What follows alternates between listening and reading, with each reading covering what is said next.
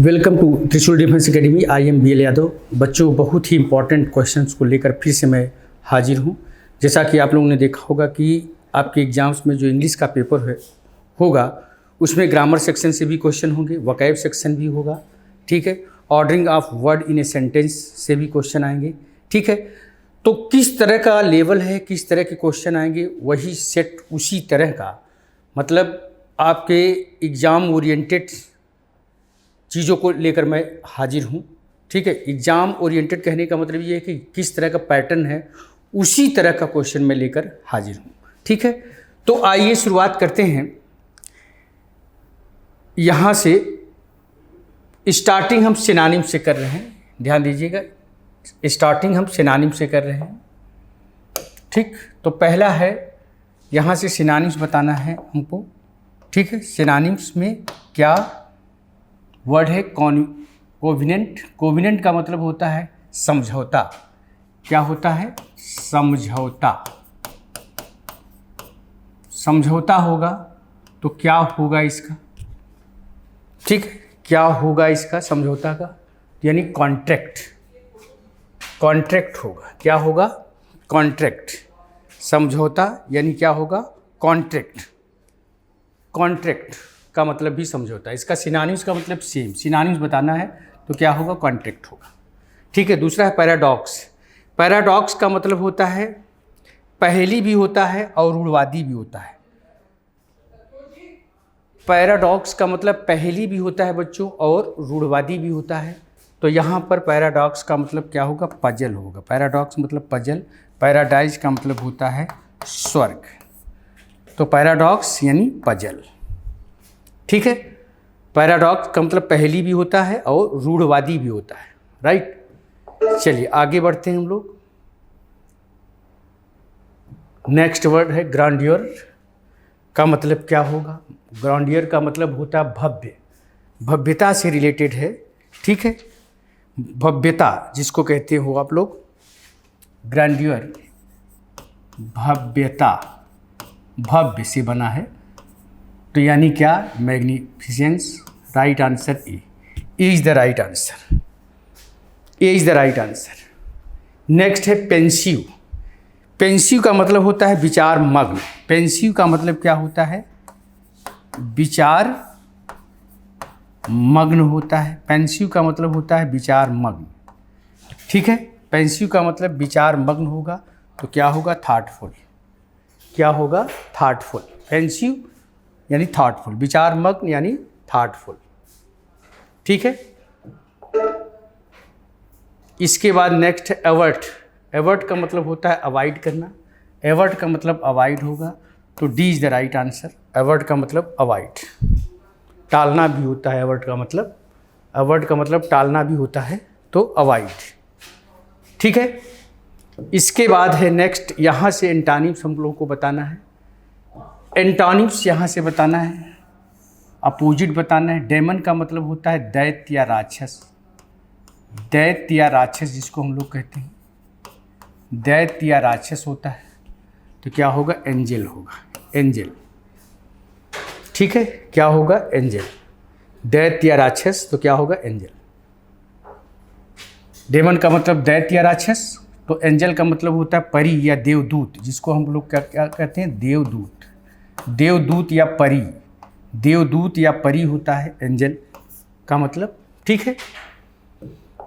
तो अपोजिट बताना है यहाँ पर। इसका मतलब विलाई, इसका मतलब होता है झुठलाना। झुठलाना या झूठा साबित करना। झुठलाना या झूठा साबित करना तो क्या होगा? Opposite justify. अपोजिट क्या होगा? जस्टिफाई होगा। अपोजिट जस्टिफाई, ठीक है। इसके बाद नेक्स्ट वर्ड है फीकंड। फीकंड का मतलब होता है उपजाऊ। उपजाऊ होता है तो क्या होगा? बैरन। फीकंड का मतलब उपजाऊ तो बैरन का मतलब बंजर, ठीक है। फीकंड उपजाऊ होता है तो बैरन का मतलब क्या होता है? बंजर होता है। बैरन का मतलब बंजर, ठीक है। इसके बाद है सलेन का मतलब उदास या दुखी। इसका मतलब होता है बच्चों उदास या दुखी होता है तो क्या होगा? चीयरफुल। अपोजिट चीयरफुल, डिटेन का मतलब होता है कैद करना या हिरासत में लेना, हिरासत में लेना, हिरासत में लेना। तो क्या होगा इसका डिटेन, हिरासत में लेना। तो क्या होगा रिलीज का मतलब छोड़ना, रिलीज अपोजिट क्या होगा रिलीज, रिलीज का मतलब होता है बच्चों छोड़ना होता है, ठीक है, रिलीज। ठीक, इसके बाद नेक्स्ट क्वेश्चन में हम लोग आते हैं। The reason for his failure is because he did not work hard.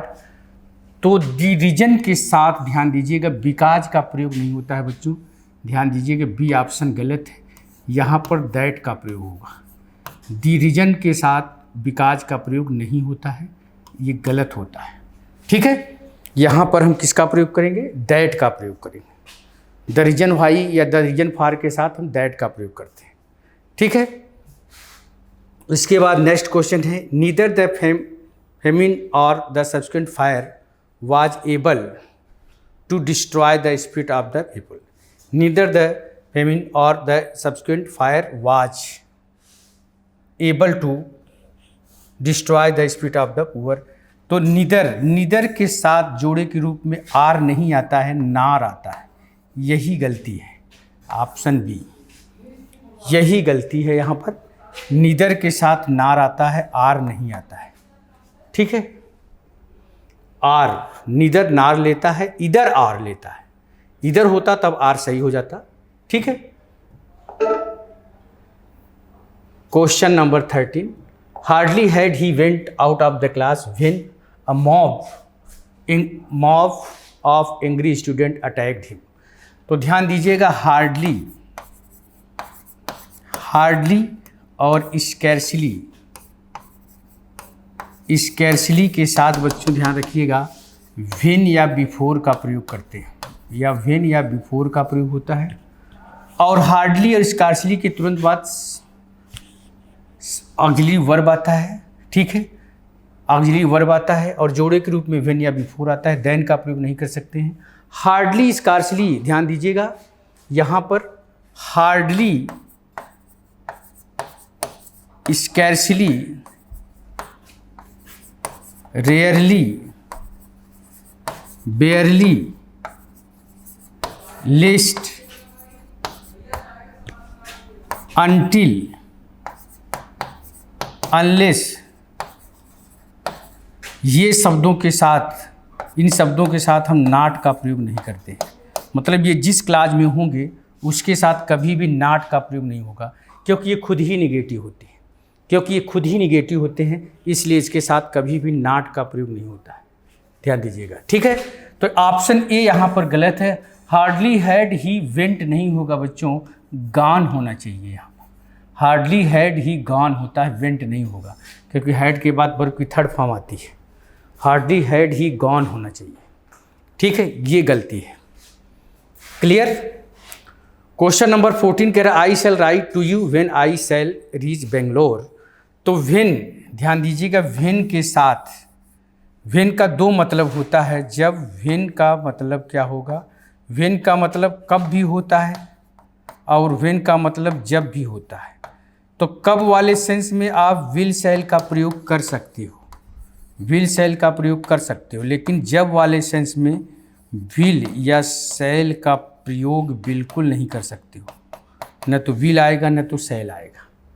तो when I shall, when I reach होगा, यहाँ से शैल हटेगा, यानी सी ऑप्शन हमारा गलत है, सी ऑप्शन हमारा गलत है, ये ध्यान रखिएगा, ठीक है। यहाँ तक की बात समझ में आ रही है, क्लियर। चलिए आगे बढ़ते हैं हम लोग। तो I shall write to you when I reach Bangalore. इस वाली क्लास में विल शैल लगाई, लेकिन जिसमें व्हेन रहेगा उसमें विल या शैल का प्रयोग नहीं कर सकते हो, विल या शैल का प्रयोग नहीं होगा, यही गलती है, ऑप्शन सी, यहाँ से शैल हटेगा, ठीक है। चलिए अब हम लोग आगे बढ़ते हैं। Question number 15 if you lose your passport in a foreign country it will effect you hardly. If you lose your passport in A in a foreign country it will effect. अब यहाँ पर देखिए इफेक्ट नहीं होगा बच्चों, यहाँ पर affect होगा, ध्यान दीजिएगा। ऑप्शन सी गलत है। इफेक्ट जो होता है, इफेक्ट नाउन होता है और अफेक्ट जो होती है वो वर्ब होती है। तो यहाँ पर हमको वर्ब की ज़रूरत है। बोलिए, इफेक्ट का मतलब प्रभाव या असर होता है और अफेक्ट का मतलब प्रभाव या असर डालना होता है। तो ऑप्शन सी गलत है, इफेक्ट के स्थान पर अफेक्ट होगा। ठीक है, चलिए आगे बढ़ते हैं, हम लोग आगे बढ़ते हैं। अब आता है यहाँ पर बच्चों ध्यान दीजिएगा अरेंजमेंट। इसको अरेंज करना है सेंटेंस को। फटाफट बता देखें एक बार क्वेश्चन को क्या होना चाहिए, फटाफट क्वेश्चन को देखें। ठीक है, तो यहाँ पर क्या होगा, अ 4 ईयर स्टडी, पहले इसको पढ़ना है। अ 4 ईयर स्टडी, ठीक है। अ 4 ईयर स्टडी के बाद अब ये सब्जेक्ट है तो हमको वर्ब की ज़रूरत है। A 4 year study conducted by the infant testing centre, यानी क्यों आएगा। Conducted by the infant testing centre clearly suggest, यानी yes, clearly suggest that the babies feel more comfortable, P, more comfortable around other baby, यानी R, around other baby than with strange adult, यानी QSPR। देखिए ये starting point होता है और ये ending point है। यहाँ पर फुल स्टॉप इसलिए लगा है। इसको पढ़ोगे, इसमें से अटैच करते करते लास्ट में 6 नंबर से जोड़ोगे। ठीक, तो QSPR is the right answer, C is the right answer. QSPR, ठीक है, QSPR, C is the right answer. इसके बाद नेक्स्ट वर्ड है you will have finish this work by tomorrow. यहाँ पर बाई जो है, बाई का मतलब तक के सेंस में यूज किया है। बाई का मतलब तक, तो एक्टिव पैसिव है तो इसका एक्टिव वाइस है तो इसका हमको पैसिव बनाना है, हमको पैसिव वाइस बनाना है। यहाँ पर बाई ध्यान दीजिएगा वो टाइम के सेंस में यूज किया है, टाइम के सेंस में बाई का प्रयोग किया है। तो क्या होगा, this work will have been भी आना चाहिए। This work will have been finished tomorrow, this work will have been finished by tomorrow, this work will finish tomorrow. अब देखिए this work will have been finish tomorrow, by tomorrow वो छोड़ दिया है इसलिए ये नहीं हो पाएगा। This work will be finished, नहीं, बिल्कुल गलत, क्योंकि हैव है तो बीन भी आएगा। This work will finish tomorrow, ये भी गलत है। This work will have been finished by tomorrow, by tomorrow, by you भी होना चाहिए लेकिन कभी कभी अंडर लिखा नहीं जाता है, तो यही आंसर सही होगा। दिस वर्क विल हैव है, देखिए विल हैव के साथ वर्ब की थर्ड फॉर्म है तो बीन भी आता है, तो ये तो राइट आंसर क्या होगा, बोलिए right answer D is the right answer. This work will have been finished by tomorrow, by you भी होना चाहिए लेकिन नहीं लिखा है, कोई बात नहीं, राइट आंसर, क्योंकि यहाँ बाई टुमारो पहले लगा हुआ है। बाई का मतलब यहाँ पर तक के सेंस में यूज कर रहा है, मतलब ये कह रहा है you will have finish this work by tomorrow. ठीक है, तो राइट आंसर डी। ठीक है, इसके बाद आते हैं क्वेश्चन नंबर 18 में। 18 क्या कह रहा है, she said to him why don't you go today. Why don't you go interrogative sentence है, तो शी सेड होगा नहीं, आस्क्ड में बदला जाएगा, इसलिए ये नहीं हो पाएगा। शी आस्क्ड हिम, हिम से नहीं जुड़ेगा, इससे जुड़ेगा, इसलिए इफ इसमें नहीं आएगा, ये भी गलत है।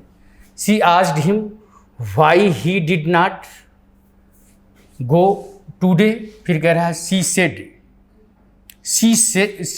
आस्क्ड हिम व्हाई, यू जो है इसके अकॉर्डिंग बदलेगा तो ही हो जाएगा, और प्रेजेंट इंडिफिनिट है तो past indefinite, did not go, today का दैट डे होगा, यही आंसर होगा हमारा। Why he did not go, why he did not go today, today को दैट डे में बदलना चाहिए, इसमें नहीं बदला है, ये भी गलत है। तो क्या होगा, she asked him why he, present indefinite past indefinite did not go today का that day, right answer D, D is the right answer, D is the right answer. यहां से इडियम्स एंड फ्रेजेज है। To smell a rat, to smell a rat का मतलब होता है to suspect a trick और deceit, to suspect a trick और deceit होता है, right answer C, C is the right answer, C is the right answer, to C is the right answer, to suspect a trick और deceit.